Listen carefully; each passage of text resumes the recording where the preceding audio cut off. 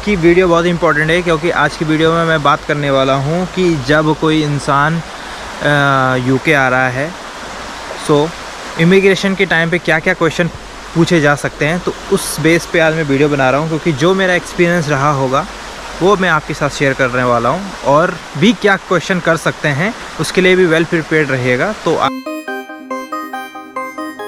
आज तो सबसे पहले मैं अपनी बात कर लेता हूँ। जब मैं यूके आया था तो मैं आया था 27 ऑफ मार्च को मैं आया था, और यस मेरी फ़्लाइट कनेक्टेड फ़्लाइट थी Delhi to London, London to Scotland.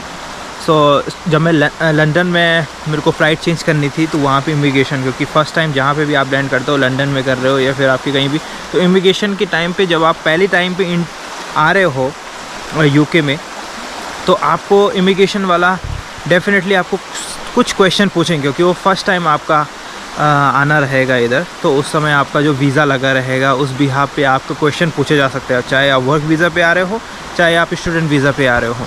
तो मेक श्योर कि आप पहले से वेल प्रिपेयर्ड होके आना, और मेक श्योर कि सारे क्वेश्चन आप पहले एक बार चेक कर लेना नेट पे, गूगल पे या फिर यूट्यूब वीडियो पे भी चेक कर सकते हैं, या फिर आप इस वीडियो को भी देख के हेल्प ले सकते हो अगर ये वीडियो आपकी कहीं ना कहीं हेल्प मिल पाती है इस वीडियो के माध्यम से। सो नॉर्मल से क्वेश्चन ही रहते हैं लेकिन वो जानना भी बहुत इंपॉर्टेंट रहता है, क्योंकि अगर थोड़ा सा भी कोई गलत उनको डाउट लगा और उनको अगर कुछ डाउट ऐसा लगा कि ये गलत आंसर दे रहा है तो ये डायरेक्टली वहीं से वो रिपोर्ट कर देते हैं। तो मेक श्योर कि आपके क्वेश्चन आपसे वो पासपोर्ट से सिमिलर हो, जो आपकी जॉब प्रोफाइल हो या फिर आप स्टूडेंट वीज़ा पे हो, यूनिवर्सिटी वगैरह, तो सब आपका सेम हो। नहीं तो अगर उनको डाउट होगा और आप अगर हबड़ा जाएंगे वहाँ पे, हबड़ाने का और घबराने की ज़रूरत नहीं है। पहले तो मैं अपना एक्सपीरियंस के बारे में बात करता हूँ कि जब मैं दिल्ली से डायरेक्ट फ़्लाइट थी मेरी और मैं लंदन में लैंड हुआ था, तो वहाँ पे मेरे को जब इमिग्रेशन की लंबी लाइन लगी हुई थी क्योंकि मुझे वहाँ से चेंज करना था स्कॉटलैंड के लिए, तो वहाँ पे बड़ी लंबी लाइन लगी हुई थी। तो मुझे लाइन पे लगा, उसके बाद जब मेरा नंबर आया तो उसने देखा, पहले सबसे पहले मेरा पासपोर्ट मांगा। पासपोर्ट मांगते ही उसने मेरे को देखा तो मेरा नाम पूछा।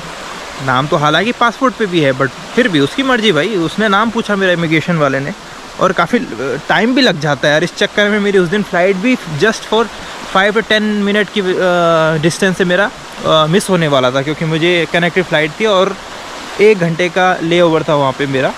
तो ये भी एक इम्पॉर्टेंट नोट यहाँ पे कर सकते हो कि जब भी आप इंटरनेशनल फ़्लाइट कर रहे हो और फर्स्ट टाइम पर भी कभी भी ट्रैवल कर रहे हो किसी भी कंट्री में, चाहे वो यूके में आ रहे हो, तो मेक श्योर जब आपके कनेक्टेड फ़्लाइट हो तो ले ओवर जो है वो मैक्सिमम 2 आवर्स का हो या 2 आवर्स से ऊपर ही हो तो चलेगा, 3 आवर्स भी हो तो चलेगा, क्योंकि फ़र्स्ट टाइम जब आ रहे हो तो इमिग्रेशन के टाइम पे आपको क्वेश्चन पूछ सकते हैं।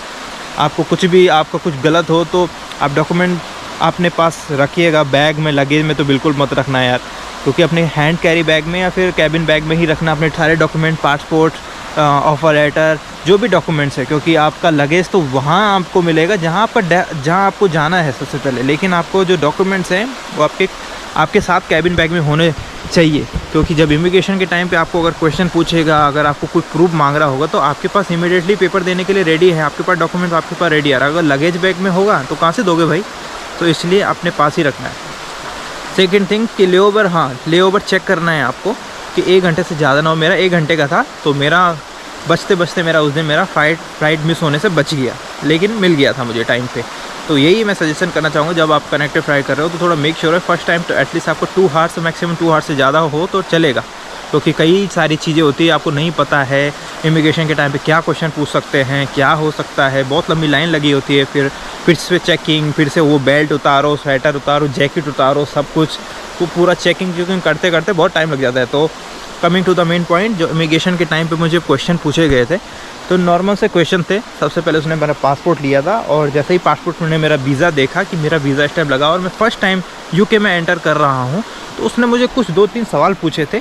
सवाल में उसने बस ज़्यादा कुछ नहीं, पर यही पूछा था कि आपका कंपनी का नाम मुझे पूछा कि what is your company name, what's your profile, हाँ आपकी क्या प्रोफाइल है, आप क्या पोजीशन पे काम कर रहे हो वहाँ पे, आपका कंपनी, और मेन थिंग्स आपका एड्रेस भी पूछेंगे। हो एड्रेस इसलिए पूछते हैं क्योंकि वो देखते हैं कि आपका कोई रहने खाने का कोई ठिकाना है या नहीं है। आपका एड्रेस प्रूफ भी वो पूछते हैं कि कौन से एड्रेस पे आप जाओगे, क्या पता कि आप हम छोड़ दें और आप फिर आवारा बाहर सड़कों में घूमे, तो वो चीज़ यहाँ पे इलीगल है।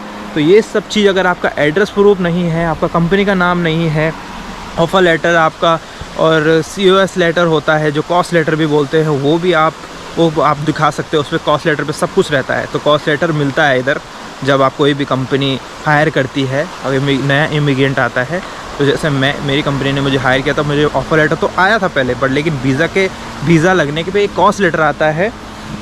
तो कॉस्ट लेटर वो सब कुछ इस पर डिटेल रहती है, उसमें आपकी प्रोफाइल, आपका कंपनी का नाम, आपका एड्रेस, सब कुछ उस पर रहता है।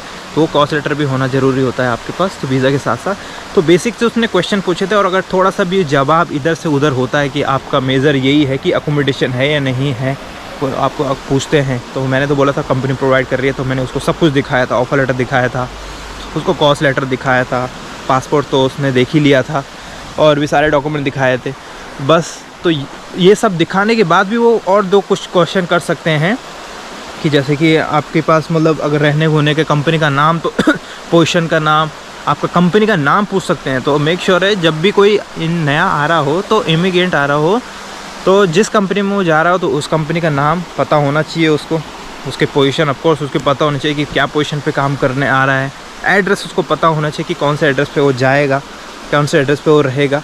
तो ये 2-3-4 बेसिक से सवाल होते हैं जो वो पूछते हैं, और अगर इनमें ही गड़बड़ हो गया, जो बेसिक से सवाल आपकी जवाब नहीं दे पाए, तो भाई वहीं पे वो फिर अलग से वो लेके चले जाएंगे, और फिर उसके बाद आपको फिर ज़्यादा मेजरली वो क्वेश्चन जो स्टूडेंट वीज़ा पे आते हैं उनको ज़्यादातर क्वेश्चन किए जाते हैं, क्योंकि बहुत सारे स्टूडेंट वीज़ा पे होते हैं, वो यूनिवर्सिटी का नाम पूछते हैं, कौन स्पॉन्सरशिप किया, ये वो सालाना बनाना। पर मैं जहाँ तक देखा जाए कि जो जॉब पर्पज़ से आते हैं, वो कंपनी का नाम पूछेंगे, आपका डेजिग्नेशन पूछेंगे, आपका एड्रेस पूछेंगे, तो कहाँ रहने हैं, कहाँ रहना है आपको, कॉस्ट लेटर के बारे में पूछेगी, और बस वो फिर आपको वो छोड़ देते हैं। उसके बाद आपका वीज़ा पे स्टैंप लग के और आगे की लाइन पे आप लग जाओ इमिग्रेशन।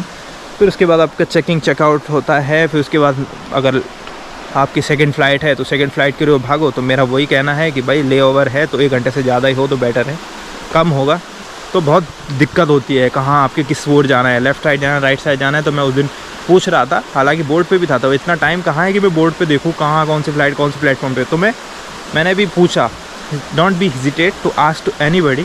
अगर आप कहीं नए आए हो यहाँ पे, जैसे कि आप लंदन प्लान, तो किसी को हेजिटेट करने की आदत, मैंने तो डायरेक्ट पूछ लिया था भाई कि मैंने कहा किस ओर जाना है, किस ओर नहीं जाना है।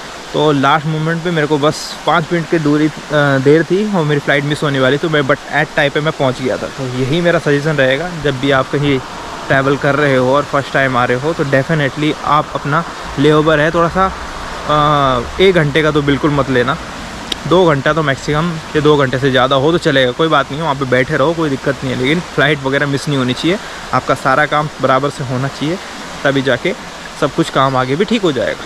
सो यही थी वीडियो आज की, होप सो आपको पसंद आई होगी।